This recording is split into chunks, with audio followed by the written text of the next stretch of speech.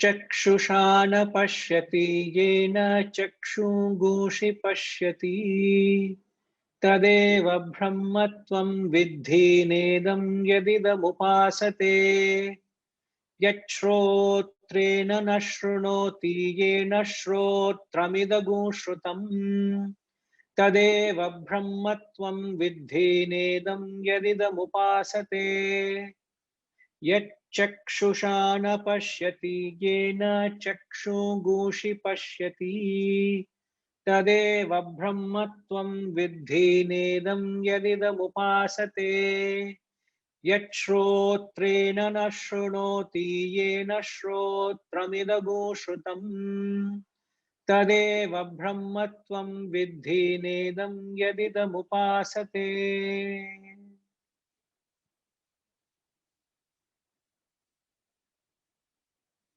That which one sees not by the eye, that by which one's eyes see.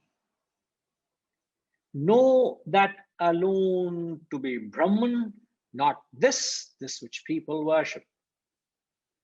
That which one hears not by the ear, that by which this hearing is heard. And then again he says the same phrase, verbatim. Tadeva brahmatvam vidhi nedam yadidam upasate.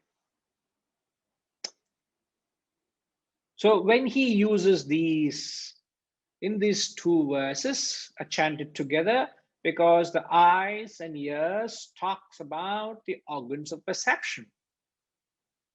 Speech refers to the organs of action. Mantra 5, Mantra 6 spoke about the mind and intellect. Mantra 7 and 8 talking about the organs of perception. God is not an object of perception. Your eyes cannot see God. Your ears cannot hear God. It is that subject which enables you to perceive. It is that which enables your eyes to see, your ear to hear. It's not something which can be heard by the ear. It's not something which can be seen by the eye. The moment it is seen, it is not God. The moment it is heard, it is not God. The strict definition of subject is it cannot be perceived, felt, or understood. This is a strict definition. One way of saying is it is that which enables you, enlivens your perception, emotion, thought. I repeat, one way of describing it is Atman is that which enables your perception, emotion, and thought. And the same thing can be described other way. Atman is that which can never be perceived, felt, or understood. So if you put it in both ways, it gives you a lift to understand what actually is that.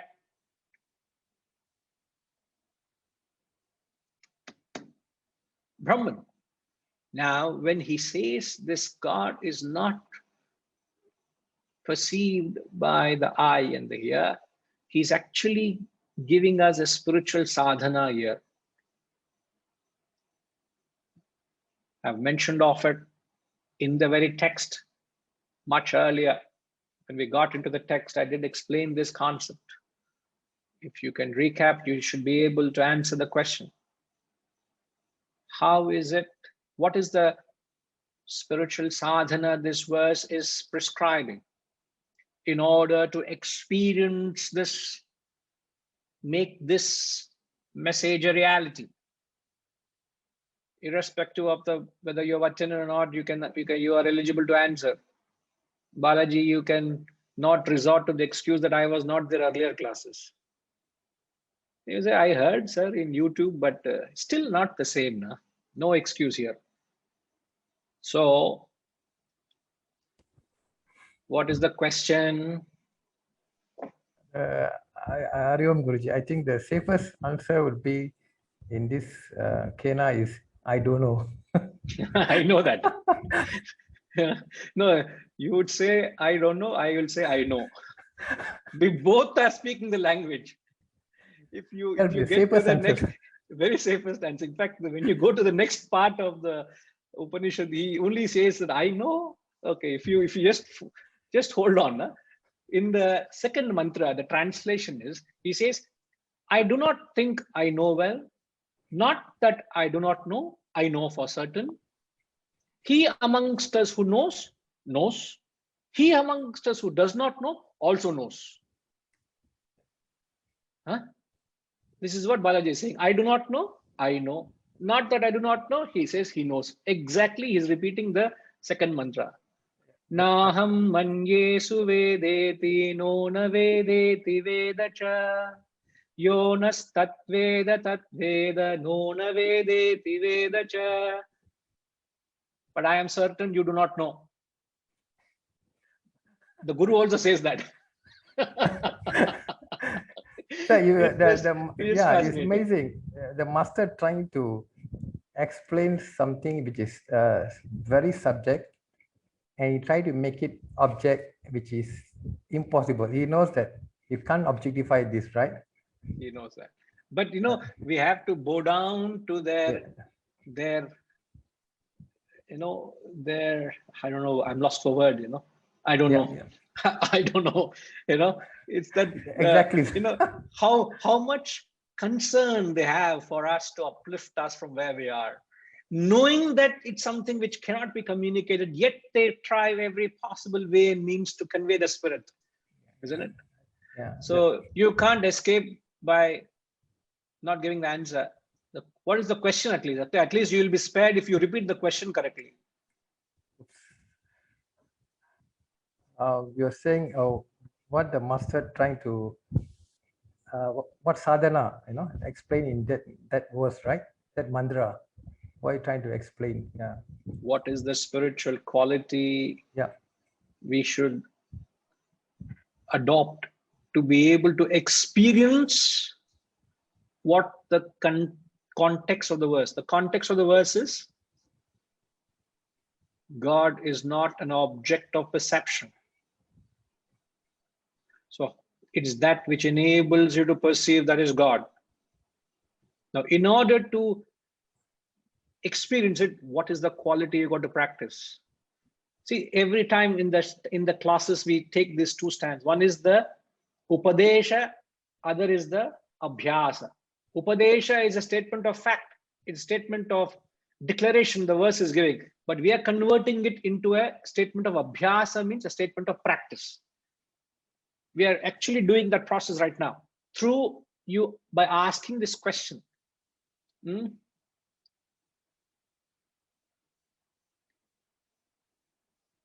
Amitama, any idea? What is that spiritual quality?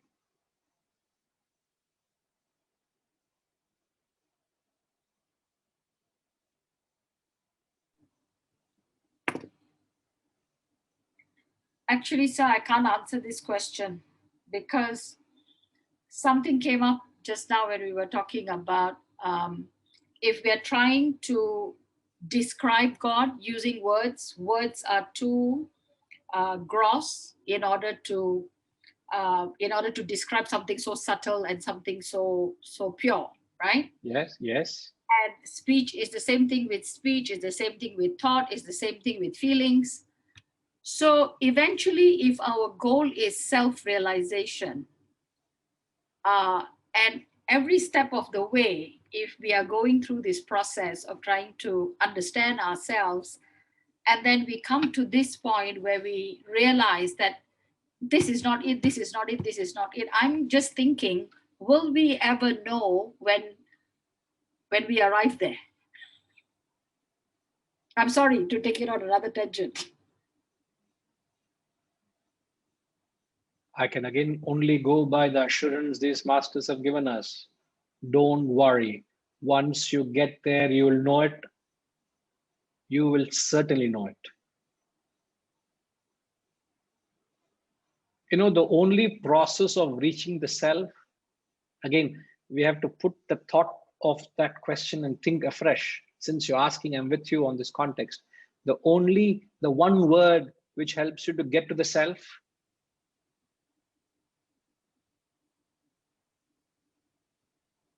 that one word, I don't want to engage others and it becomes we will get lost, but let me answer this. That one word which helps us to get to the self is word neti, not this, not this, not this.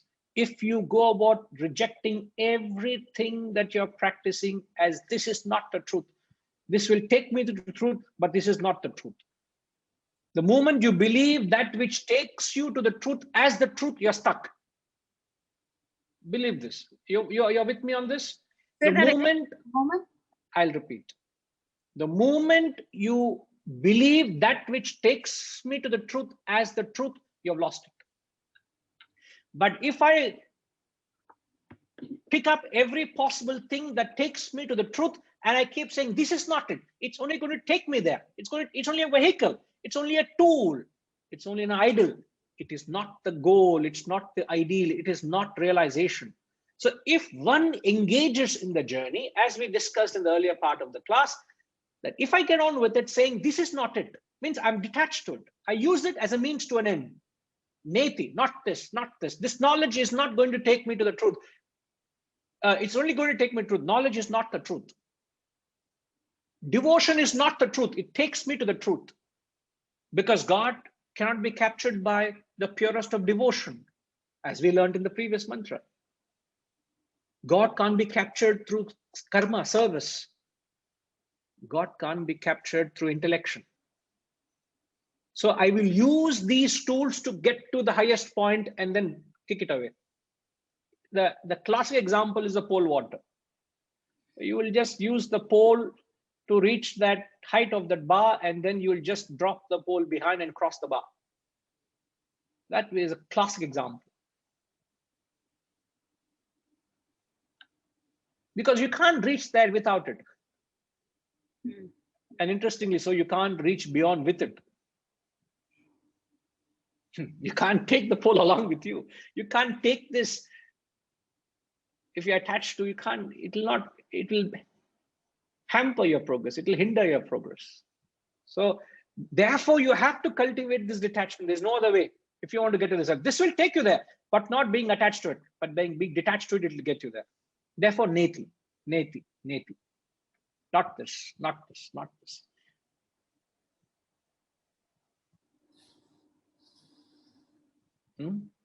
There is no contradiction at all, Ma. It's just you have to understand from what perspective. From an absolute perspective, this is not the truth. But from a lower perspective, from our perspective, we've got to believe this is that rope when I'm stuck in quicksand. This is the only thing that's going to help me out. If I let go of this, I'm lost. I'm back into that the world of attachments. So only thing that's going to pull me out is this thin rope, this thin ray of inspiration that's going to pull me out. Hold on to this. Don't ever let go of this. But at some stage, the pole vaulter, as you know, as he's holding that pole and running towards that point where he pegs the pole, is he not holding onto the pole very dearly? Isn't it? Yeah. Does he let go of the pole while he is running towards that bar? No. That gives him the thrust to... Gives him the thrust. It helps him to heave himself to that height. But it is that moment, that crucial moment, a second later, it dislodges the bar. A second earlier, a few seconds earlier, it will not take him up to the height of the bar. So it is just that timing is so precise that at that moment, he lets go of the bar, or the pole rather. Exactly the same way, you will hold on to these practices till that last stage, till meditation. At that point of meditation, you let go of that last anxiety to realize. So letting go of the very desire to realize is the last thing that goes in meditation.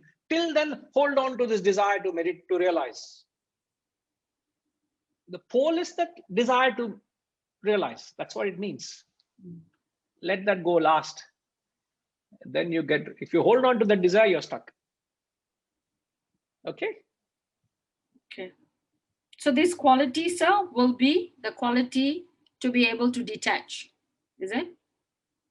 What quality? The question, what is the spiritual quality to be able to experience? That's the question.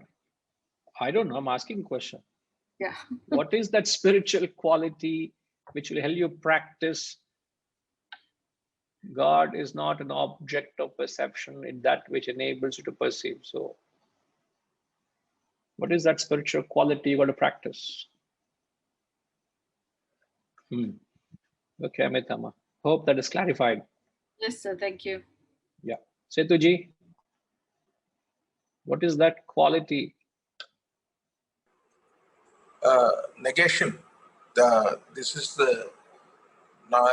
only a means and not an in itself.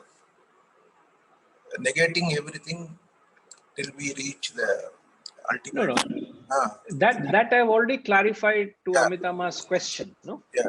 But what I'm asking is, what am I asking? Spiritual quality. Yeah. In what context? Vasantama, what's the question, ma? What is the spiritual quality you should adopt to experience God? In the context of God is not an object of perception. It enables you to perceive. Isn't it? So if you want to make this phrase a reality or a practice, what do you do?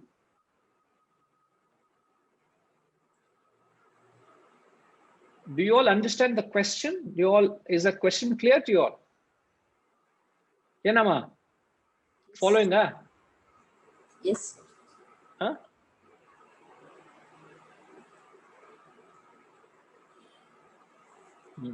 Badriji, I have a next we'll have to introduce a dress code for the classes, because you know, I'm reminded of that famous song of you know, if at all there's only one or two English songs I remember, not that I follow. You know what song I'm reminded of, Badriji? I can't imagine. You are reminding me and you say you can't imagine. What is this? You're talking about Tiger, Tiger, Burning Bright. It's No.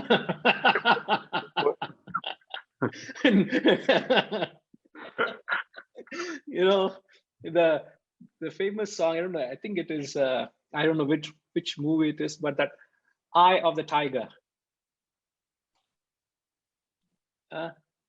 Where was that? Who sung that? Who? I don't know. Where is it? Beautiful song, Eye of the Tiger. How many of you have heard this before? RPG, where is it? Where was it? Balaji, Engapa Balaji?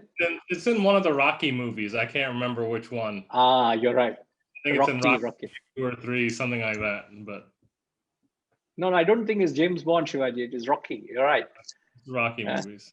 Yeah. If there's any RPG, I will not give that.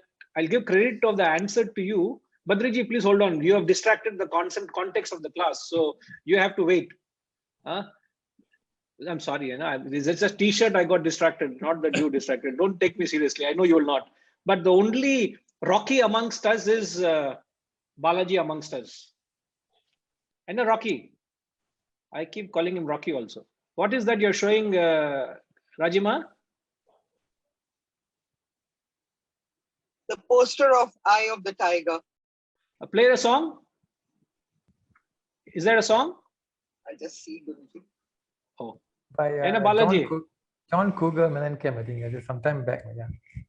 Long time ago. Yeah. Long time ago. Nice song, yeah. The Eye of the Tiger, it says. I don't know the lyric. That's the phrase that comes. Yep. Where's Padminima? Padminima, next you must sing this song of Eye of the Tiger on the Veene. Saringla?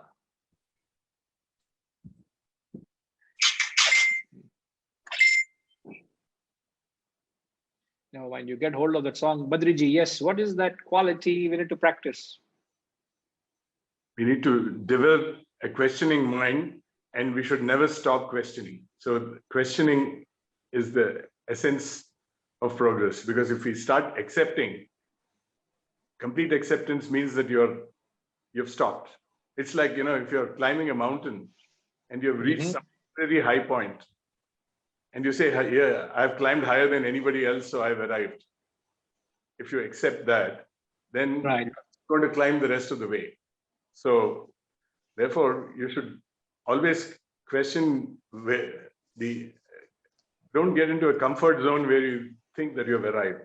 Keep questioning. Okay, that's not wrong to say that way. In fact, the quality we all need to practice is objectivity. Objectivity. Okay, what's the opposite of being objective, Badriji? Subjective, which means that you're No. Object and subject. yeah. So object and subject are opposites. Objective. I'm being very objective to what's happening. That's different. Opposite of that is? Other is, to be involved in something. You get involved in it. You lose your sense of, You're of being a witness. yeah, you're lost your sense of witness. You're just involved. Now get back to the question. What is that spiritual quality we need to practice to understand that God can't be attained through the organs of perception? It is that which enables you to perceive. Huh? Right. How do I achieve that? By being objective to the very perception itself. Right. I should not get carried away by the perception. So as I'm talking, what should you be reminded? That the words that I'm hearing, while it might satisfy my intellect at this moment, I should not lose the ability to, take myself apart from it, not get so involved in the words, not get so involved in the words that I'm stuck in the words. Step away from it, look at it objectively, question it, and don't forget questioning. If I can just hold you to the few words you said before that word questioning. As you're hearing and perceiving me, if you are able to remind yourself of that which enables me to see what I see, that which enables me to hear what I hear, that is God, not what I see, not what I hear. right. So if I don't get carried away with the perception, I will go inward to that which enables my perception. It's a very, very subtle exercise, very subtle exercise. It's not that easy, believe me, because every time there's a perception that comes our way, what happens? We get carried away, we get lost, we get involved. The same thing happens with emotion, the same with thought. So we get caught up in our PET, perceptions, emotions, thoughts. But if you're objective to it, the moment a feeling arises, if you tell yourself, it's not what I feel, that which enables my mind to feel, that is God. You get what I'm saying? Yeah. So that is the quality. Yes, There's sir. something called going to the root causes. Okay, so what is the root cause of my current perceptions and this thing? So I don't know whether I'm conveying that. No, you're right. That's the word is that, what is that origin, the root cause, which enables, and that's what the verse is message. So it doesn't matter whether it's a guru teaching you or your wife shouting at you. Does it matter? No, it doesn't. Why? Because either way, Doesn't make sense. That is hearing Both of it doesn't make sense, huh? that there is something that enables me to hear both the pleasant, the unpleasant, everything. Okay. So it doesn't matter what is the perception. If you can stand apart from the perception and go inward, detach yourself, be a witness, be a sakshi, be objective, stand apart from the perception. Instantly, you'll get a chance to go beyond the perception. Where is this? Where is the overwhelming involvement in getting lost in the so-called Saguna Upasana? It is a complete poles apart of what the text is trying to convey. All right. We'll take up mantra 9. I keep saying verse, it's mantra 9. Okay.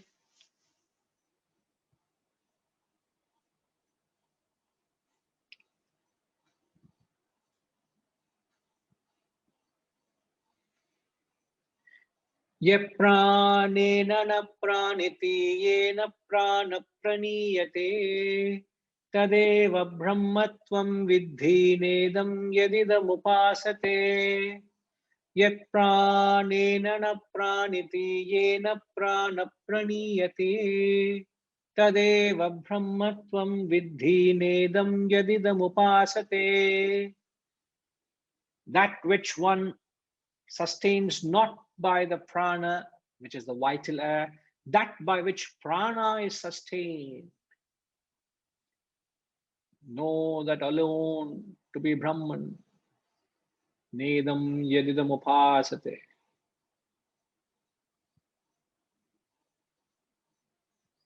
What is he saying here, Harishji? It's difficult to understand this.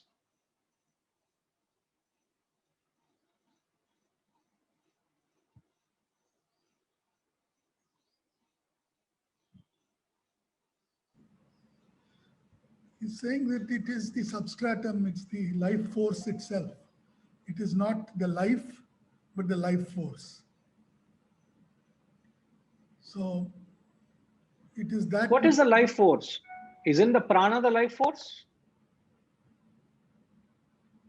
No, I would say prana is life. Okay. In which case, what is it that makes that life tick? Or what is it? What is that life composed of? What is that prana composed of? That you don't realize. That is difficult to encapsulate in words. So let's say, so if you keep going down to what is it composed of, what is it composed of, then you finally reach a stage where you're unable to say what is it composed of. You know? So you could start with some gross object and it is composed of some matter. What is that matter composed of? Some molecule. What is that molecule composed of? Some electron proton. What is that electron proton composed of? So when you keep going down, you finally reach a stage where you're unable to say what is it. It is not describable in either physical or material or even in terms of energy. You know? Yes. So that is what he's referring to. But what, yes, indeed, he's referring to that which is beyond description. But in the language here, what he's trying to say is many people believe that we are alive because of this breath. Yes. Because of the prana, we believe prana is that which is enabling us to survive, alive, which is keeps us alive. The moment the prana goes, we are dead. But here he says, it is that which is responsible for the prana to function. It's not because of prana you're alive, it's that which enlivens the very prana itself. That is the consciousness. So he's going beyond the prana. Isn't it? Would you say he's bringing in the concept that of what you had explained in another context earlier, of where life and death are just another body, another form for the same existence or whatever? It's moved on, and therefore there is no end. It is just a, when you talked of the reincarnation or whatever. So, you know, what is it that enables that? What is the common denominator? If it is that life and death, if it was only what is life, if it was only life, when you died, it should end. Yeah. Yes, but he doesn't talk from that perspective, because he's, even when you're alive, that which sustains, because see, when you take the equation of a human being, you know, a human being constituted of spirit and matter, isn't it? Spirit is the Atman. Matter constitutes of, if you take all the 5 koshas, what are the 5 koshas? Pranamaya kosha, Annamaya kosha, Manomaya kosha, Vijnanamaya kosha, Anandamaya kosha. So if you split and describe the individual to be these 5 koshas, in fact, in these 5 mantras, he said, I am none of these koshas. So it is the Atman which enables each kosha. So the Pranamaya kosha is enabled by the Atman. Annamaya kosha is enabled by the Atman. The Manomaya kosha, the Vijnanamaya kosha, and Anandamaya vasanas. The vasanas are functioning because of me. The mind is operating because of me. The intellect is functioning because of me. The perceptions are happening at the physical level because of me. Even the prana, Atman sustains the prana. The prana doesn't sustain Atman. Prana goes, Atman doesn't die. Atman is immortal. Prana goes. There's a moment where when my breath stops, this embodiment dies. Do you mean to say Atman dies? No, Atman is subtler than the prana. Therefore, he says, Yapranena praniti yena pranapraniyate. Outstanding. The very usage of Sanskrit and the grammar and the philosophy is just outstanding. So it's not because we breathe, we are alive. We are alive because of the Atman in us. The Atman is that which enlivens. Somebody is asking me a question. Who is that? I think you may have not renamed yourself. The question is, where does Atman go? Who is that? Because it just reads to me as welcome. You are welcome to ask. But is that welcome seen?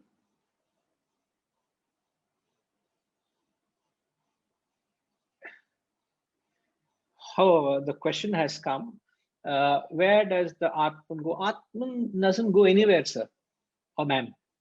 I don't know, sir or ma'am. So Atman doesn't go anywhere because there is nowhere Atman doesn't exist. If it doesn't exist any place, then it will go there. Since it exists everywhere, there's no place for Atman to go. Therefore, it is said Atman occupies the space by the dead body as well. So Atman doesn't die. Atman is